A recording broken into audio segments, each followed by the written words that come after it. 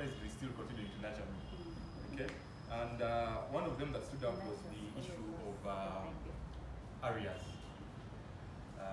Yes, it's an area that we've been engaging government on. There are a number of issues we've been engaging government on, but in my terms of reference, or in our terms of reference, I was tasked to focus on the accountability of COVID funds. But I can speak, like Honorable has said, about these issues passionately. We haven't even mentioned the date. It's one of those glaring issues, you know. But I didn't want to start to tag the hornet's nest. So areas, before government didn't even have a strategy how to manage our areas. As we speak right now with the engagements we've had with the Ministry of Finance, actually the Accountant General's Office, there's a strategy to manage our areas.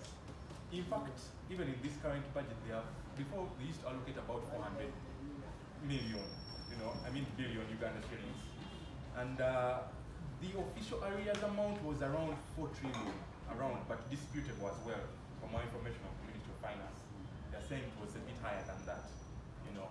And it's something that the ministry, beginning with the current financial, has been keen on, at least to ensure that areas are addressed. So this is a discussion that we can improve on, but there are efforts being made, at least, and recommend. And also improve on the validation. Oh, true, because very true. You cannot have 4 and have validation of close to 1.6 True, trillion. very true. Students. Very true. You were speaking exactly what you were speaking in the engagements. But there's some effort by government on this, they're not silent. The other issue that was raised that I think was very pertinent, yes, is the issue of rationalization. Whereas we keep on speaking about the expenditure bit that we are passionate about, because it's the easy thing to speak about. Why? Because you can see. Whenever we engage URA, they were always keen on tasking to tell us, yes, you want us to cut this tax. You know, it's easier said.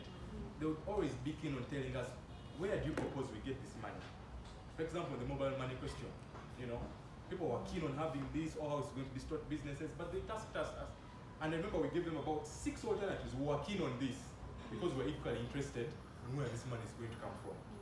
We know, and to be honest, I wish Honorable was here, the way they meet these targets, even where we stand, to be honest, especially during COVID, how resilient they were with how they stand is amazing, and it's highly commendable.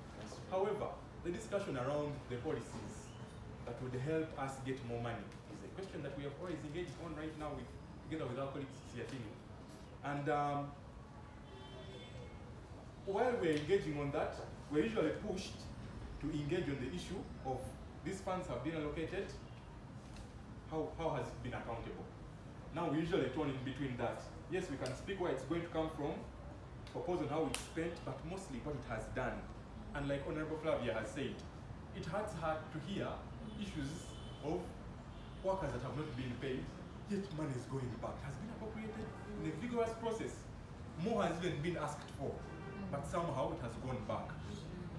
So as members of parliament, these are questions that together with us we usually ask what happened. And the usual thing that I want you to now probe is the processes of our public procurements. The issue they usually use is that these procurements take forever. By the time a financial money has been released, Honorable, for procurements in this quarter 4, for infrastructure projects, what can they do, honestly? It's going to go back. We all know. Let me give you information. Yes, please. We have a challenge in this country. Because, you know, PPDA, the laws are very clear.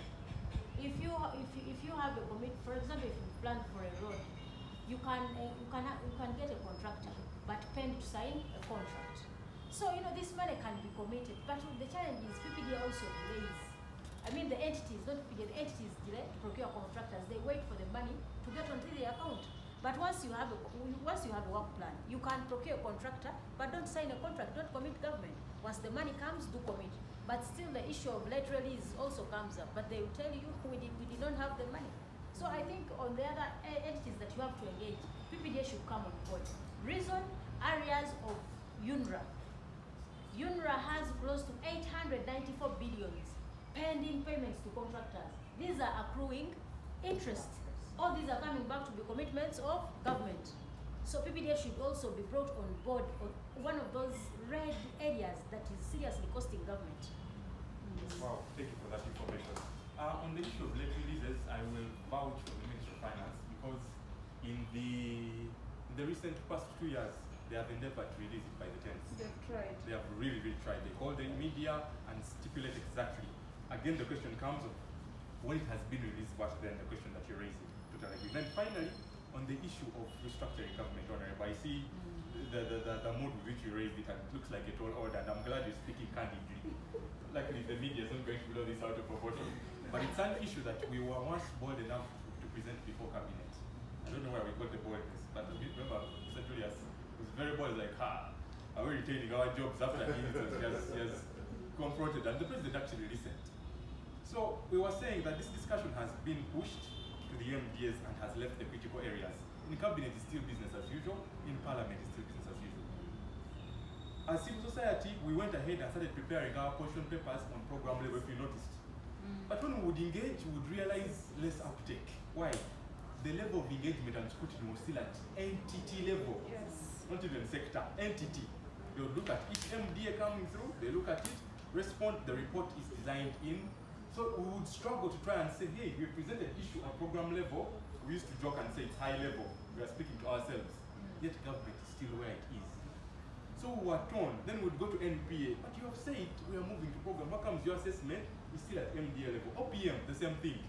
So when we confronted this, we had so much evidence by the way, we had created a case of what we would save if this would happen. So he listened critically and recommended the committee to follow up with us. Colleagues, since then we have given our recommendations, but I am sad to say that nothing much has been done. I remember that document was written on classified, and unfortunately they cannot share it. But we were very, very, very, very clear on what it is that we wanted. There was commitment from the head office of this process to begin. Where it is right now, to be honest, I cannot tell you. So it's a bit hard from where the will is not, which are from up, to be pushed down. But it's a thing that we can continually engage. And I know it will go a long way in helping us with the revenue question, how we spend our current expenditure. Once it's institutionalized, it will help guide by itself how we are managing our government.